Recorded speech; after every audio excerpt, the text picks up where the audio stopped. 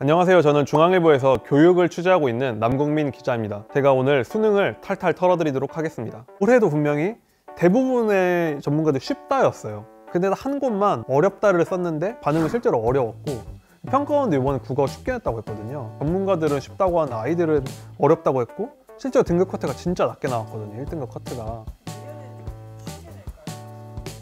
근데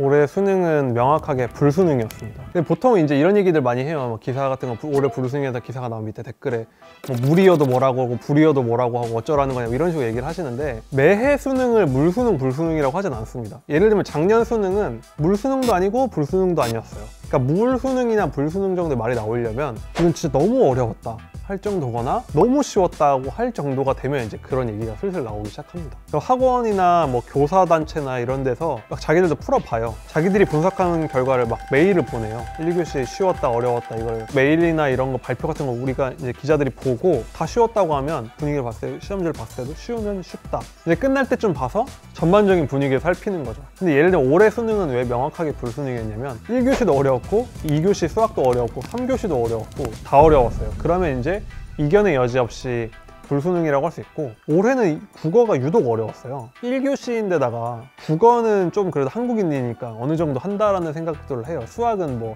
못하는 친구들 애초에 자기가 알잖아요. 근데 국어가 너무 어려워져 버리면 체감 난이도가 확 올라가요, 보통. 그래서 국어가 좀 지나치게 어려울 때를 보통 불수능이라고 이름 붙는 경우가 많습니다. 그리고 요즘에는 영어는 절대평가로 바뀌었기 때문에 제가 다닐 땐 국어, 영어, 수학이 다 상대평가니까 세 과목은 다 잘해야 됐잖아요. 입시 그 인강시장의 최고 연봉을 받는 강사는 영어 강사였어요.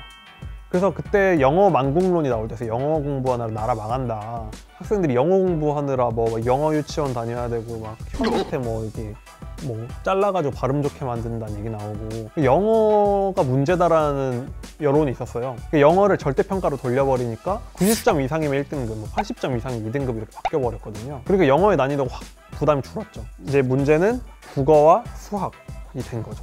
근데 수학은 이미 어느 정도 잘하는 친구 못하는 친구 나눠져 있기 때문에 국어의 변별력이 굉장히 중요한 분위기입니다. 그래서 국어가 어렵다?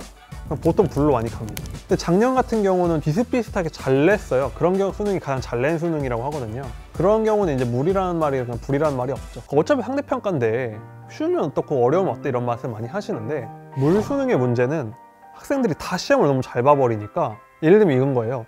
우리 반에 1등부터 10등까지가 이렇게 간격이 잘 나눠져 있으면 그 친구들이 어느 정도 자기의 위치를 알아서 적당히 지원을 해요. 그러면 입시할 때 어느 정도 예측이 가능해집니다. 근데 이게 물 수능이 돼서 한 1등부터 8등까지 점수가 거의 다 비슷해져 버리면 입시 시장이 엄청 혼란해지는 거예요. 눈치 게임이 되는 거죠. 그 물 수능이 돼버리면 내신이라던가 비교과 이런 거에서 승부를 봐야 되는 경우가 많아지는 거죠.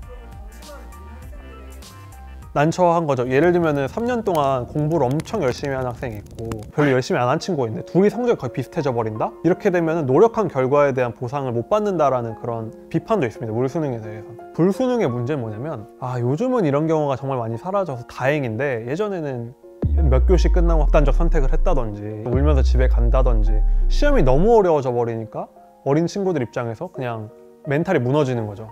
그래서 그런 극단적 불수능을 지향을 해요. 수능 문제가 너무 어려워져 버리면 학생들이 사교육을 더 많이 하게 돼요. 문제가 어렵기 때문에 공부를 많이 해야 되고 돈을 많이 쓰게 되기 때문에 실제로 불수능 다음 해에는 학원가가 더 활기를 띈다는 얘기가 있을 정도거든요. 누구나 다 시험 봐서 비슷한 점수를 받으면 학원을 잘 안 갈 거잖아요. 그래서 불수능이 되면 입시는 편리해지지만 입시 이후에 그런 안 좋은 영향이 많고, 물수능이 되면 학생들은 좀 더 편해지지만 입시판이 완전히 혼란해져가지고 좀 그 해에는 혼란스러워진다. 그래서 그 사이가 가장 좋단데, 1교시 끝나고도 저희도 이제 전문가들의 그 조언을 다 듣잖아요. 근데 올해도 분명히 대부분의 전문가들이 쉽다였어요. 근데 한 곳만 어렵다를 썼는데 반응은 실제로 어려웠고, 평가원도 이번에 국어 쉽게 냈다고 했거든요. 전문가들은 쉽다고 하는 아이들은 어렵다고 했고, 실제로 등급 커트가 진짜 낮게 나왔거든요. 1등급 커트가. 원래는 킬러 문항이라는 걸 냈습니다. 한번 맞춰봐라 해가지고 틀려라 하고 내는 문제들 냈어요. 그걸 맞추면 완전 최상위권인 거, 아니면은 평범한 점수 내려가게 하는. 근데 그게 비판이 많았습니다. 킬러 문항 이거 애들 떨어뜨리려고 낸 문제다 하다 보니까 그런 킬러 문항이 사라졌어요. 요즘은 전반적인 문제가 다 어려워졌어요. 전반적으로 문제들이 어려워지다 보니까 그냥 전문가들이 봤을 때는 그렇게 어려운 거 없는데인데 푸는 친구들 입장에서는 왜 이렇게 쉬운 문제가 하나도 없어 한 느낌으로 계속 고생을 한 거예요. 시험 문제들이 이렇게 술술 넘어가다가 어려운 거 하나 나오면 모르겠다 찍어놓고 일단 넘어가고 이런 게 있어야 되는데 왜 이렇게 어려워? 왜 이렇게 어려워? 이렇게 하다 보니까 끝에 가서 못 푼 친구도 많았고 다 풀고 나니까 이거 막 눈물 난다는 얘기가 많았어요. 그래서 전문가들이랑 학생 사이에 괴리가 있다라는 분석도 있습니다. 아마 언론에서 불수능이라는 말이 처음 나온 게 2001년에 치러진 2002학년도 수능이거든요. 이해찬 세대라는 학업 압박이 적었던 세대가 본 시험인데 너무 어렵게 나온 거예요. 공부들을 많이 안 하고 있었는데 어려운 시험이 나와서 이때 진짜 학생들이 너무 충격을 많이 받았거든요. 그 이후부터는 어렵게는 잘 안 내려고 했어요. 그렇게 하다가 잘 넘어가다가 2018년에 본 2019학년도 수능에서 마그마 수능이라는 말이 나와요. 이거는 불도 아니다. 수능 역사상 최고로 어려운 시험이다. 이때는 모든 과목이 다 어려웠고